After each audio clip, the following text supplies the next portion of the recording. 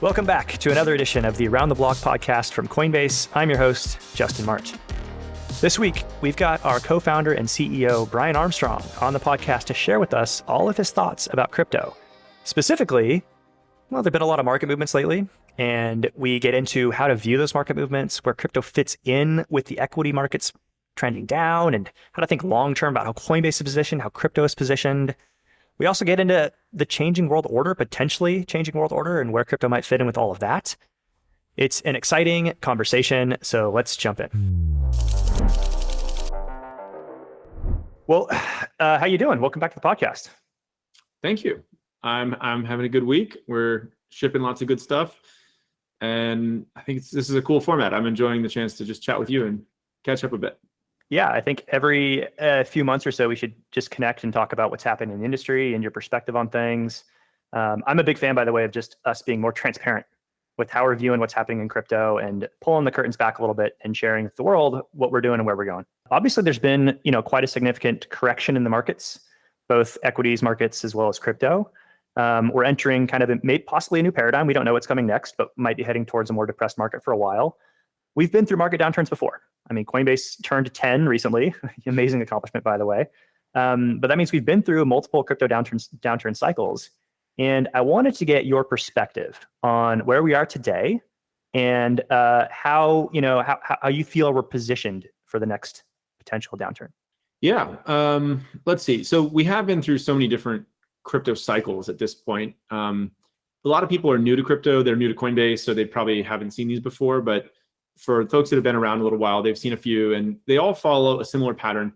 The thing is, I actually feel like we're better situated through this cycle than we've ever been in the past, both because of the strength of the balance sheet, the number of products that are actually working now in crypto.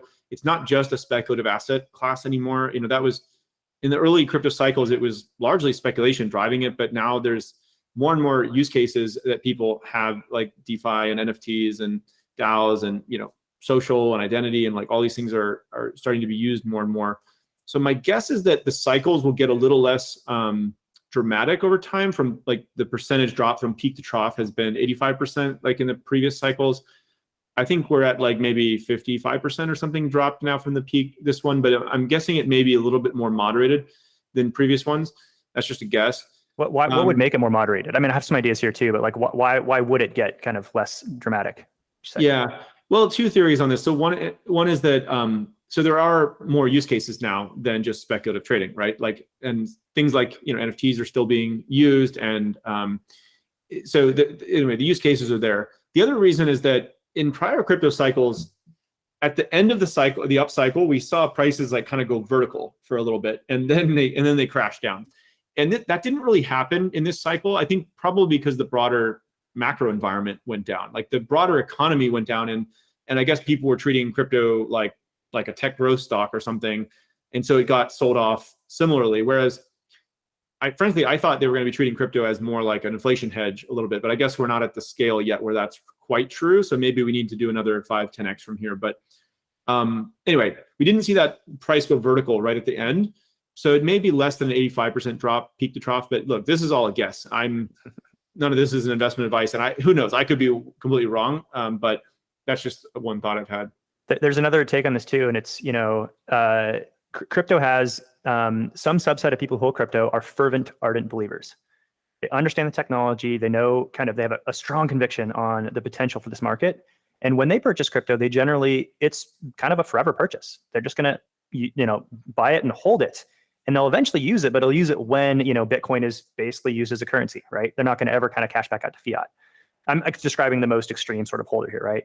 But the viewpoint says, that segment of people is growing just on an absolute numbers basis over time. And when people panic in market corrections and sell, well, generally speaking, the flow of money goes from people who are panicky to people who are long-term convicted buyers and holders.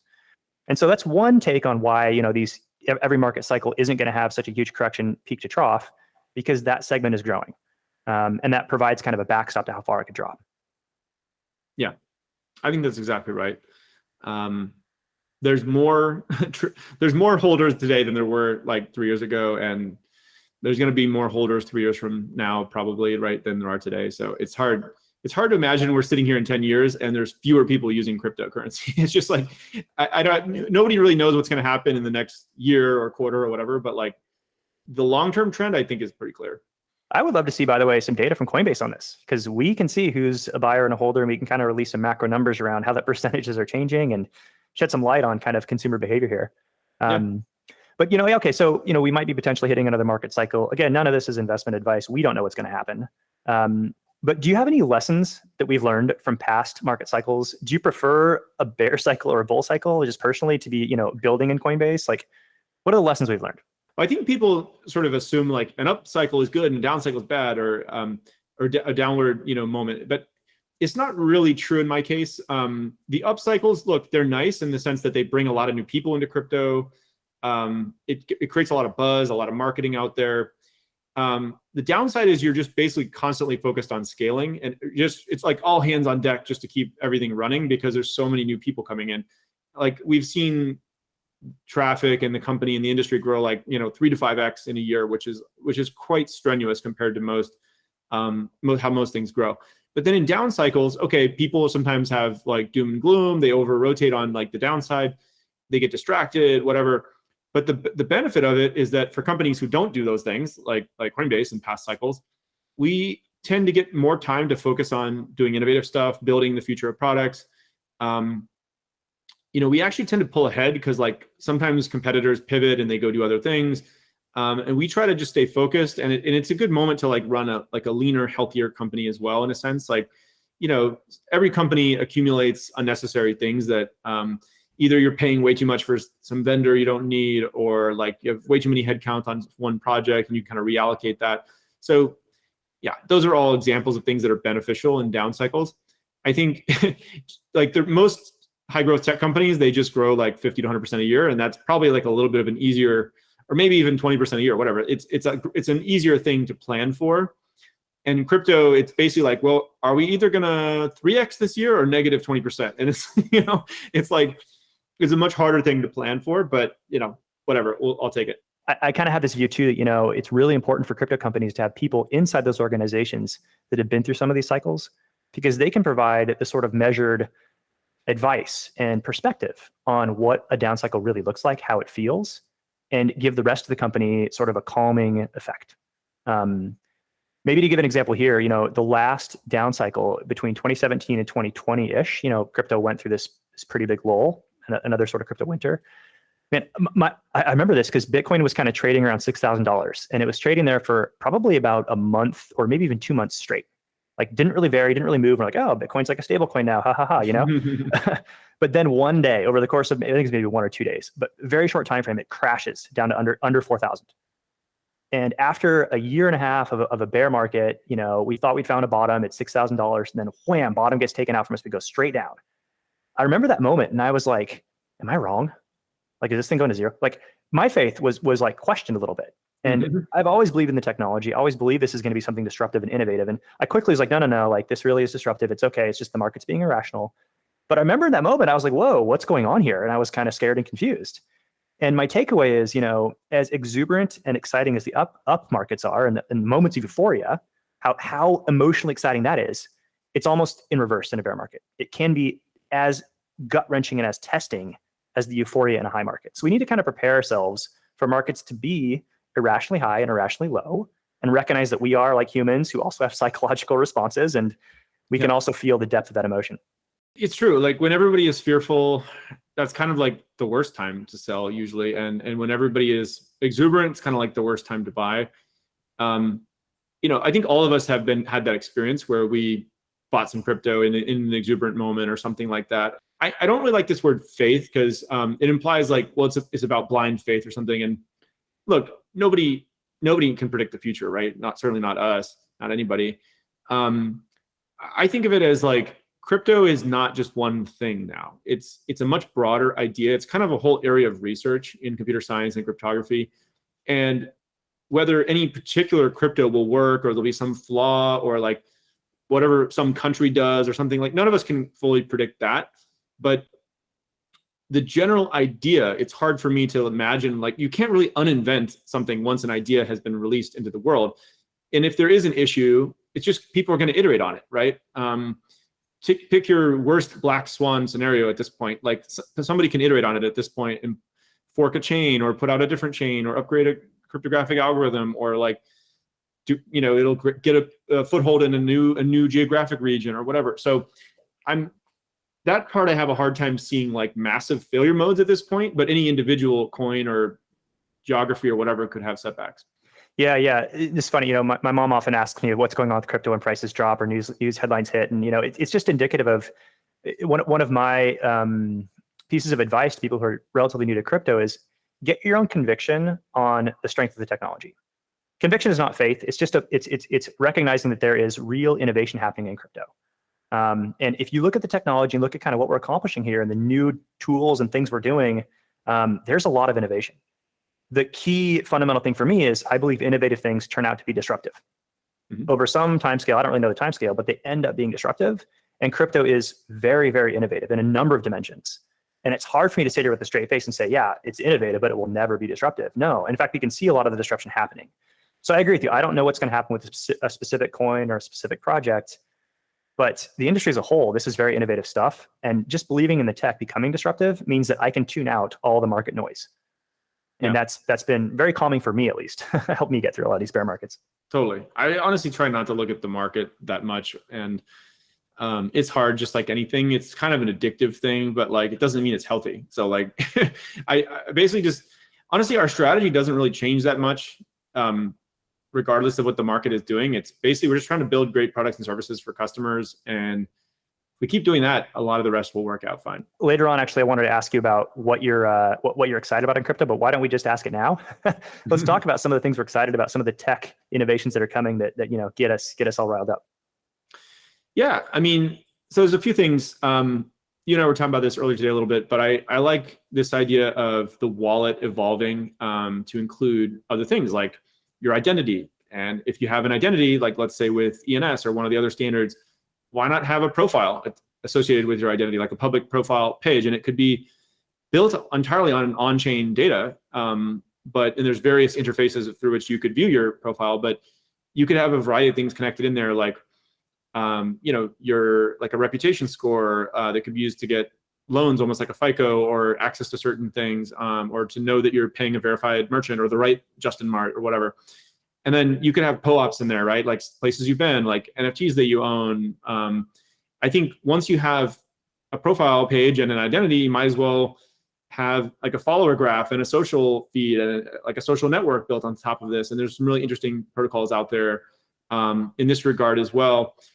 And then like creative people should be posting stuff there, not just like status updates, but their actual work itself, like music and videos or animation, like whatever that they're into, and directly monetize it, all the things that we've talked about, right, with NFTs and all that stuff. So I do think the wallet analogy is going to expand. And actually, if you think about your physical world wallet, it also has your ID in there usually, and it doesn't just have money. It might have like cool photographs that are important to you, or like whatever.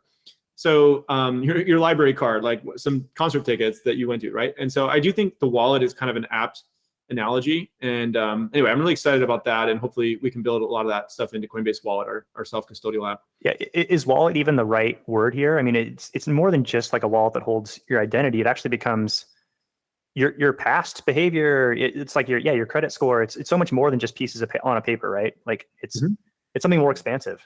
Yeah. It's also your identity, your wallet. I mean, a lot of people have been asking me that too. They're like, is wallet the right word? And then I'm always like, I don't know. What's a better one? I haven't found one better that I like yet. But yeah, I'm open to it. Maybe there is one. Yeah. The underlying thing here, though, is, we're excited about I'm gonna wrap it up in a high level word here, the coming application era of crypto. But really what we're pointing at when we say applications is, look, it's going to turn more social. Like you're going to have your past behavior, your identity, so many elements that are core to who you are as a person represented on chain, and people being able to build applications that tap into that in powerful ways. Not just tapping into it in powerful ways, but also recognizing who you are and what you like. You're right. I mean, that's the kind of stuff that you should have on your profile if you so choose. That's part of why we keep saying like crypto is really the next internet. It's the next iteration of the internet. And a lot of this stuff's getting rebuilt. It's fascinating to me, just as an aside, by the way, that like Google is not indexing this whole piece of the web right now. Like they're not indexing decentralized identities and like NFTs and smart contracts and like new assets that are getting created and badges and credentialing. And so it's almost like a dark corner of the web. And I think there's like a lot of interesting opportunity in that too. Yeah. Speaking of opportunity, how's Coinbase positioned to take advantage of these coming shifts, these coming applications? Well, look, I mean, we're a company that's not just one product anymore. We have a portfolio of products. There's about a dozen of them now. You can go to coinbase.com/products. We're actually trying to make it easier and easier for people to like switch between our products. Because many people, when they're signed in, they don't actually know how many products we're offering. Coinbase Commerce and a self-custodial wallet. And so, you know, I think we are basically becoming a company that it's based around repeatable innovation. We have a 70-20-10 resource allocation where 70% of our resources go towards the core thing that makes most of our revenue today, which is largely trading based. 20% are on these adjacent bets, and 10% are these venture bets. And so we're collecting a portfolio of different products. We want to have people inside the company try like really ambitious moonshot stuff. It's okay if it has a higher chance of failure. And then ideally, like these products are nicely integrated in various ways so that, you know, if you buy your crypto one place, maybe it's just one more click to vote in a DAO or to buy an NFT, or you don't necessarily need to be moving your stuff to so many different places. My hope is that Coinbase adheres to the true principles of decentralization, Web3. So it's like, hey, if you don't like us, you can move your stuff to any other platform. None of it is like a lock-in. It's all based on open standards and stuff. But ideally, it's just easy to do it in Coinbase, and it's kind of like a super app over time, and it has more and more functionality, both first-party functionality and third-party apps.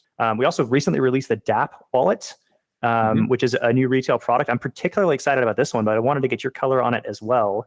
Can you explain what that is and kind of why it's exciting and interesting? Yeah, for sure. So inside the main Coinbase retail app, we all and the Coinbase wallet, our self-custodial app, we wanted to make it easy for people to access third-party applications.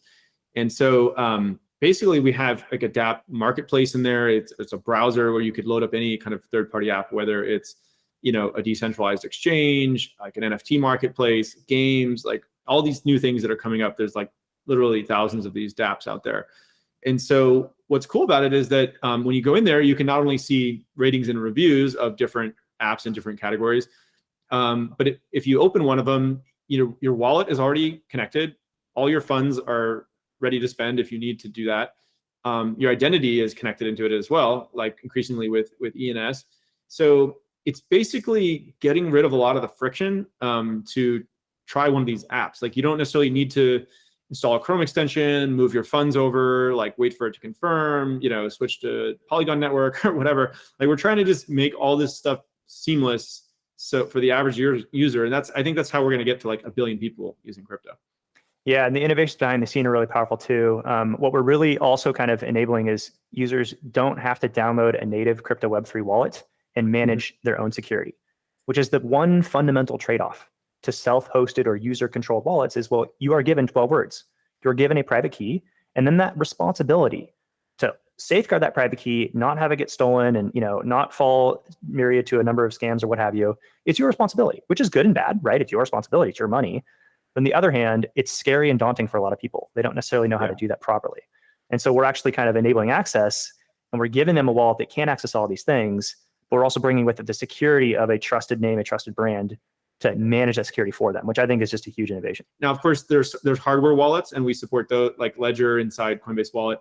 But I think what you're referring to, which I'm so glad you brought up in the Coinbase retail app, is we did launch this DApp wallet, and we had to build a lot of really cool tech behind the scenes to make this work. We've developed something really cool and innovative where now we can basically have every retail app customer, they don't need to figure out how to store a 12-word phrase securely, but they can use these DApp wallets and interface with all the new applications that are out there.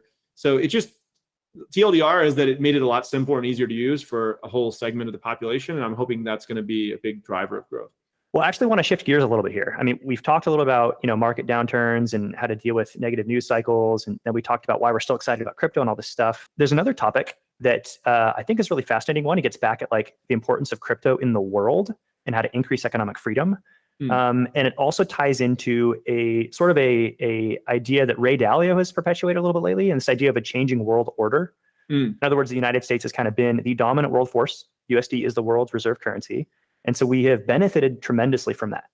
But these things don't last forever. There have been a number of, dominant countries and over time, and they've all kind of fallen by the wayside through some measure of a cycle, right? So Ray Dalio is basically saying, look, this might be changing again. And again, who knows what's going to happen, but it might be another changing of the world order. So I know you've got some thoughts on this. I want to just kind of leave it unprompted a little bit. But can you share your thoughts on this, and then maybe crypto's place within a potentially shifting world order?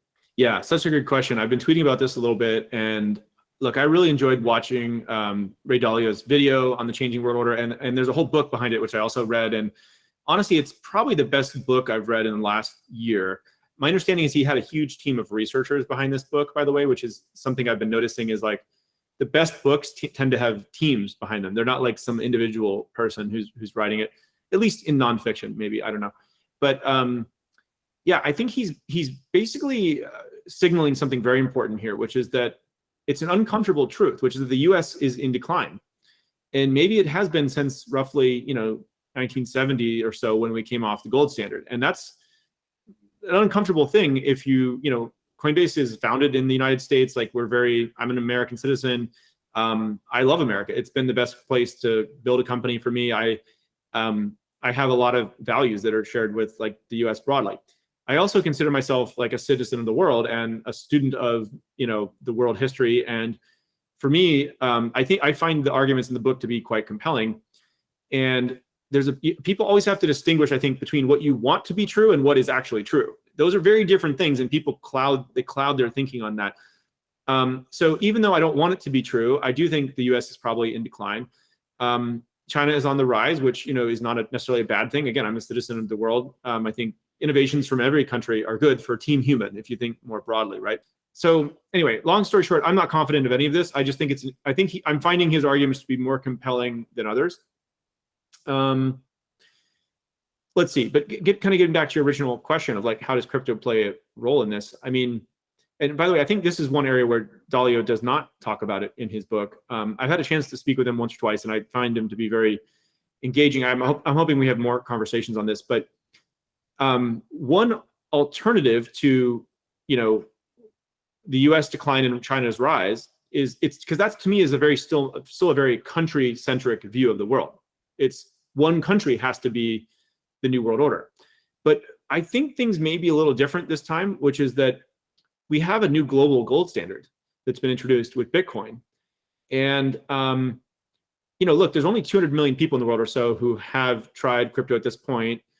That's a lot, but it's not, it's nowhere near maybe the influence of the dollar or something like that. So I think most people in the world would consider this to be a crazy thing to say or a contrarian view or whatever. But I think there is some chance that the Bitcoin becomes the new global reserve currency, right? The new gold standard. And what Dalio makes this point in a very compelling way in his book, which is that every fiat currency historically starts off connected to some kind of hard commodity, like gold or something. But every single one of these fiat currencies in history, I think there's been thousands of them, they eventually, break the peg with the hard commodity underneath, and then they eventually inflate it away.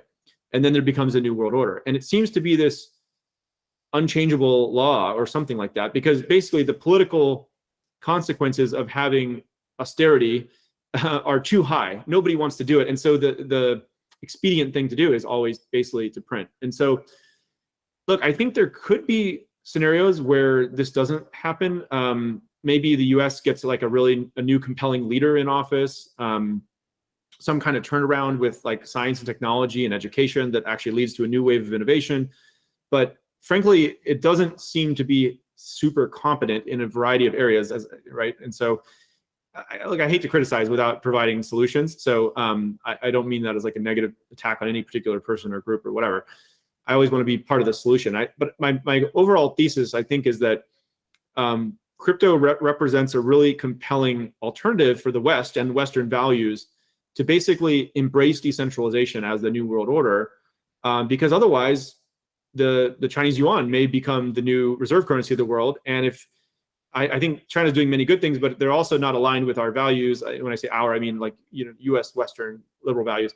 And so it may be actually beneficial to have a decentralized West to compete with a centralized East. And that could be the new world order. You could call it a US world order, but it's really going to be more of a crypto as a transnational reserve currency order.